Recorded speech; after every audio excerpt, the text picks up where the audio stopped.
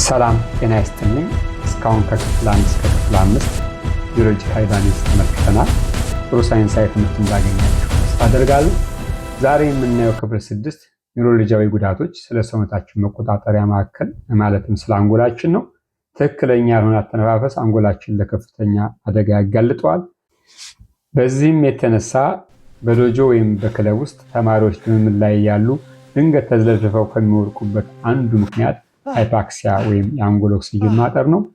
አንጎል የሚሰራው በኦክሲጅን በመሆኑ አተነፋፈስ ለረጅም ጊዜ አፍኖ መያዝ ማለት አንጎል የሚሰጠውን ኃይል ማቋረጥ ማለት ነው። በተለይ በካታ ልምምድ ወቅት ትንፋሻችሁን አፍናችሁ ስትይዙ ድንገት ይዞሩባችኋል፣ አይናችሁ ይፈዛል ወይም ሳታስቡት መሬት ላይ ትወድቃላችሁ። ይህ ሰውነት አንጎልን ከአደጋ ለመከላከል ሲል ስዊች አጥፍቶ እንዲያርፍ የሚያደርግበት መንገድ ነው።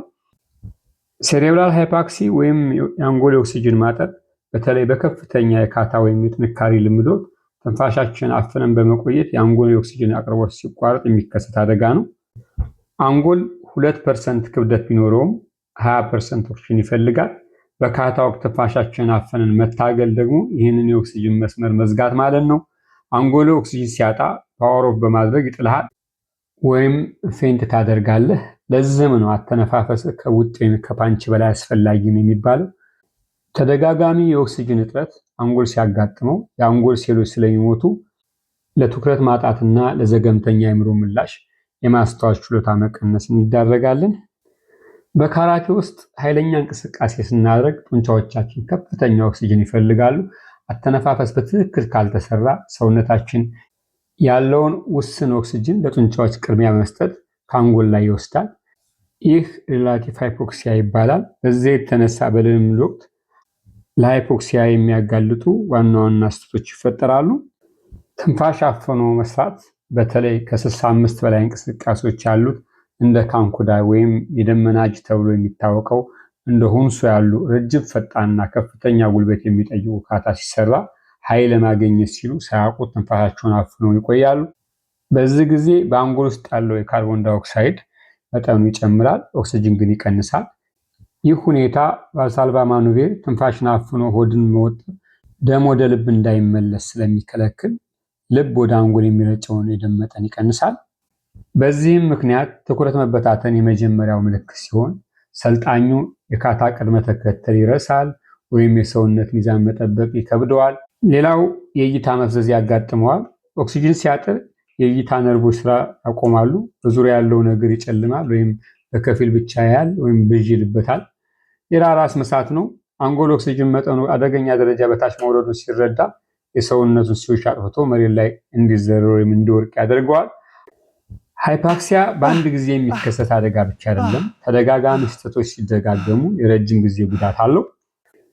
በተለይ የአንጎል ሴሎች ኦክሲጅን አጥተው ከ4 እስከ 6 ደቂቃ ከቆዩ ሴሎች መሞት ይጀምራሉ። በካራቴ ውስጥ ይህ ደረጃ ባይደረስም ተደጋጋሚ የኦክሲጅን እጥረት ግን ማይክሮ ዳሜጅ ሊያመጣ ይችላል። ሌላው በጣም አስከፊው ሴሬብራል ሄሞሬጅ በአንጎል ውስጥ የደም መፍሰስ የሚከሰት አደጋ ነው።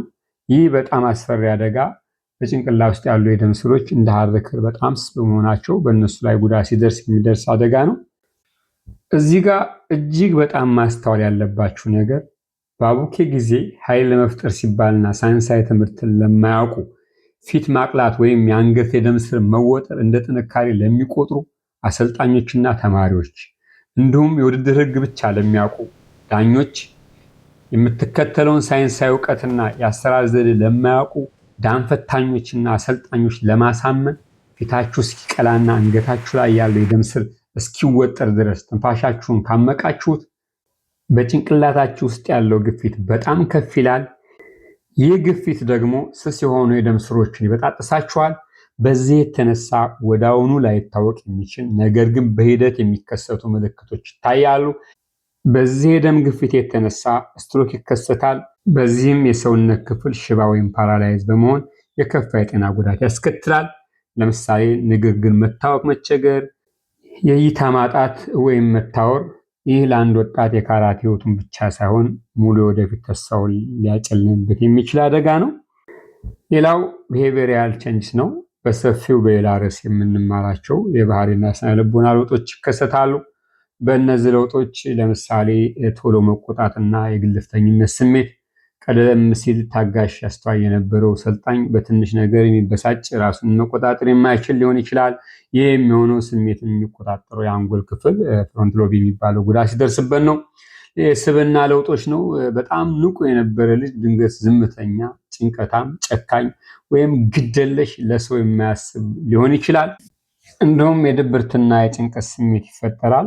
የአንጎል ሴሎች መጎዳት የኮሚኒኬሽን መዛባት ስለሚፈጥር ሰልጣኙ ያለምንም ምክንያት ከፍተኛ ድብርት ሰለባ ሊሆን ይችላል። ሌላው አውቶኖሚክ ነርቨስ ሲስተም ኢምባላንስ ነው፣ የነርቭ ስርዓት መዛባት። ሁለት የነርቭ ስርዓት ዋና ክፍሎችን ብናይ፣ አንደኛው ሲምፓቴቲክ ነው። ሲምፓቴቲክ ሰውነትን ለግጥሚያ ወይም ለመሸሽ የሚያዘጋጅ ጋዝ ነው። አጭርና የፈጠነ የደረት አተነፋፈስን ያነቃቃል። ይህ ስርዓት ሲነቃቃ አድሬናሊን ወደ ደም ውስጥ ይረጫል። የልብ ምት በፍጥነት እንዲመታ ያደርጋል። ጡንቻዎች ለጥቃት ወይም ለመከላከል እንዲወጠሩ ይረዳል። በዚህ የተነሳ በሲምፓቴቲክ ስርዓት መነቃቃት ምክንያት የሚፈጠረው አጭርና የፈጠነ የደረት አተነፋፈስ በቂ ኦክሲጅን ወደ አንጎል እንዳይደርስ ያደርጋል።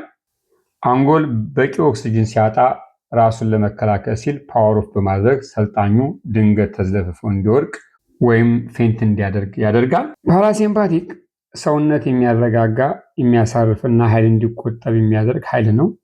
ጥልቅ የሆድ አተነፋፈስ ይህንን ያነቃቃል። ብዙ ሰልጣኞች በልምምድ ወቅት በተለይ በፍልሚያ ወይም በከባድ ካታ ጊዜ በደረት ብቻ የመተንፈስ ስህተት ይሰራሉ። በዚህ የተነሳ ሰውነት ሁልጊዜ አለርት ወይም በከፍተኛ ጭንቀት ውስጥ እንዲቆይ ይገደዳል። በልምምድ ወቅት የነርቭ ስርዓት ወደ ሲምፓቲክ መጠጋቱ ተፈጥሯዊ ቢሆንም ስህተቱ የሚመጣው አተነፋፈስ ባለመስተካከሉ ምክንያት ልምምዱ ካለቀ በኋላ ነርቭ ስርዓቱ ወደ መረጋጋት መመለስ ሲያቅተው ነው። ይህም ሁኔታ በተለይ በካራቴ ስራ ውስጥ ሁልጊዜ በውጥረት ውስጥ ያለ የነርቭ ስርዓት ጡንቻዎች የመለጠጥ አቅም ይቀንሳል፣ የሰውነት ሚዛን ያዛባል እና ሰልጣኙ ለጉዳት ይበልጥ ተጋላጭ እንዲሆን ያደርጋል ማለት ነው። በእነዚህ ምክንያቶች ስፖርተኛው እንቅልፍ ማጣት፣ የልብ ምት በጣም በፍጥነት መጨመር፣ የምግብ መፈጨት መቸገር፣ የስሜት መረበሽ ያጋጥመዋል። ሌላው የቫገስ ነርቭ ነው። ይህ ነርቭ ከአንጎል ተነስቶ እስከ ሆድ ድረስ በመዘርጋት የልብ ምትን፣ አተነፋፈስን እና የደም ግፊትን ይቆጣጠራል። ቫገስ ነርቭ ሰውነት ከውጥረት እንዲወጣ እንዲያርፍና እንዲያገግም የሚያደርገው የነርቭ ስርዓትን ይቆጣጠራል። በአንጎልና በልብ በሳምባ እንዲሁም በምግብ መፈጨት ስርዓት መካከል የሁለትዮሽ መረጃ ያስተላልፋል። ይህ ነርቭ ለካራቴ የልብ ጽናት በጣም አስፈላጊ ነው። አተነፋፈስን በማስተካከል የቫገስ ነርቭ ሲነቃቃ በሰውነት ውስጥ ያለው ካርቦን ዳይኦክሳይድ መጠን በመቀነስ ደም ወደ መደበኛው ፒኤች መጠን እንዲመለስ ይረዳል። ይህም ቀደም ሲል ያየነው ላክቲክ አሲድ ቃጠሎን ያቀዘቅዘዋል። በካራቴ አሰራር ውስጥ የቫገስን ነርቭ ከሚያነቃቁ ስራዎች አንዱ ሞንኩሶ ነው። ልምምድ ከመጀመሪያችን በፊት የምናደርገው ሞንኩሶ ተማሪው ከነበረበት ዓለም ውጥረት ወደ ዶጆ ንቃት የሚያሸጋግርበት ድልድይ ነው። ሞንኩሶ አሰራር ተማሪው ከውጥረት ወደ ንቃት ለመግባት ከዶጆ ውጭ ያለውን የሲምፓቴቲክ ውጥረት ስሜት አጥፍቶ የቫገስ ነርቭ እንዲቀሰቅስ ወይም እንዲያበራ ይረዳዋል። ሌላው የአእምሮ ዝግጅት ይጨምራል። ጥልቅ የሆነ አተነፋፈስ አንጎል በኦክሲጅን በማጥለቅለቅ ለከፍተኛ ትኩረትና ለፈጣን የምላሽ ፍጥነት ዛንሽ ያዘጋጀዋል። ሌላው የልብ ምትን ያስተካክላል። ልምምድ ከመጀመራችን በፊት የልብ ምት ተረጋግቶ ለሚመጣው ከፍተኛ ኃይል እንዲዘጋጅ ያደርጋል። ሌላው ሞንኩሶ በካራቴ ስራ መጨረሻ ላይ የምናደርገው ለሪከቨሪ የምንጠቀምበት ከፍተኛ ልምምድ በኋላ የሚደረግ ሞንኩሶ ነው። ይህ ሞንኩሶ አሲድን ለማጽዳት እንጠቀምበታለን። በጥልቅ አተነፋፈስ አማካኝነት ካርቦን ዳይኦክሳይድ ሲወገድ የቫገስ ነርቭ ደግሞ ወደ መደበኛ የፒኤች መጠን እንዲመለስ ትዕዛዝ ይሰጣል። ሌላው የመውደቅን አደጋ ወይም ፓወር ኦፍ የምንከላከልበት ነው። ልምምድ ሲያበቃ ድንገት የምንቆም ከሆነ ተማሪው ለሃይፖክሲያ ስለሚጋለጥ ሊወድቅ ይችላል። በዚህ የተነሳ ሞንኩሶ ደም ወደ አንጎል በትክክል እንዲፈስ በማድረግ ድንገተኛ መዝለፍለፍን ይከላከላል። ሌላው ሞንኩሶ የባህሪ መረጋጋትን እንዲመጣ የምንጠቀምበት ነው።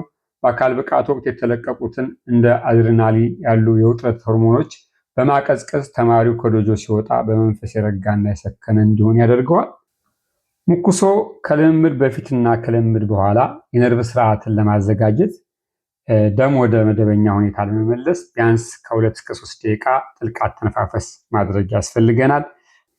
በዚህ አሰራር ወቅት አየር ወደ ውስጥ ከሚስቡበት ጊዜ ይልቅ አየር ወደ ውጭ የሚስቡበትን ጊዜ ረዘም ማድረግ ያስፈልጋል። ለምሳሌ 4 ሰከንድ ስበው በ8 ሰከንድ ማውጣት። ይህ አሰራር የፓራሲምፓቴቲክን ስርዓት ወዲያውኑ ያነቃቃል። ስለዚህ በዚህ የተነሳ ልምምድ እንደጨረስን ወዲያውኑ ወደ መኪና ወይም ወደ ስራ ከመሄድ ይልቅ ሰውነት ነርቭ ስርዓቱ እስኪረጋጋ መጠበቅ ያስፈልጋል ማለት ነው። ሌላው ነርቭ ኮምፕሬሽን የነርቭ ጫና ነው። ይህ ጉዳት ከአተነፋፈስ ጡንቻዎች መዛባት ጋር የተያያዘ ሲሆን በተለይ የአንገት ጡንቻዎች ውጥረት፣ በደረት አተነፋፈስ ምክንያት የሚወጠሩ የአንገት ጡንቻዎች በዚያ የሚያልፉትን የነርቭ ስብስቦች ይጫናቸዋል። በዚህ የተነሳ የእጅ መደንዘዝና የጥንካሬ ማጣት ለረጅም ጊዜ የሚቆይ የትከሻ ህመም ያስከትላል። በካራቴ ልምምድ ወቅት የነርቭ ጭቆና ወይም ነርቭ ኮምፕሬሽን ከአተነፋፈስ ጋር ተያይዞ የሚመጣው በዋነኛነት በደረት አተነፋፈስ ምክንያት ነው። ይህ ችግር በካራቴካዎች እጅ፣ ትከሻና አንገት ላይ የሚሰማ የመደንዘዝ ህመምና ጥንካሬ ማጣትን ያስከትላል። የአተነፋፈስ ጡንቻዎችና የነርቭ መተላለፊያ አናቶሚካል ሊንክ በአንገታችን ጎን ላይ ባሉ ስኬሌን ማስልስ ጡንቻዎች መካከል ከአንጎል ተነስተው ወደ እጆቻችን የሚሄዱ ብሬኪየል ፕሌክሰስ የሚባሉ የነርቭ ስብስቦች ያልፋሉ። ስኬሌን ማስልስ ለረዳት አተነፋፈስ የምንጠቀምባቸው ናቸው። ስራቸውም በከፍተኛ ጽናት ወቅት ብቻ አየር ለማስገባት ደረትን መርዳት ነው። ስለዚህ ትልቁ ስህተት አየርን ወደ ታችኛው ሆድ ታንደን ከመውሰድ ይልቅ በደረት ብቻ የምንተነፍስ ከሆነ እነዚህ ጡንቻዎች ያለ እረፍት እንዲሰሩ ይገደዳሉ። በዚህ ወቅት አድሬናሊን ያለ እረፍት ይረጫል፣ ልብ በፍጥነት እንዲመታ ያደርጋል፣ ላክቲክ አሲድ እንዲከማች ያደርጋል፣ ካርቦን ዳይኦክሳይድ ወደ ደም ውስጥ እንዲከማች ያደርጋል። በእነዚህ የተነሳ እስካሁን የዘረዘርናቸው አደጋዎች ይከሰታሉ ማለት ነው። ሁላችሁም ጥሩ ሳይንሳዊ ትምህርት እንዳገኛችሁ ተስፋ አደርጋለሁ። በሚቀጥለው በሌላ ፕሮግራም እስከምንገናኝ ሰላም ቆይኝ። ለሀገራችን ሰላም፣ ለሕዝቦቿ ፍቅር ፈጣሪ ያድለን። ስላዳመጣችሁኝ አመሰግናለሁ። ሰላም።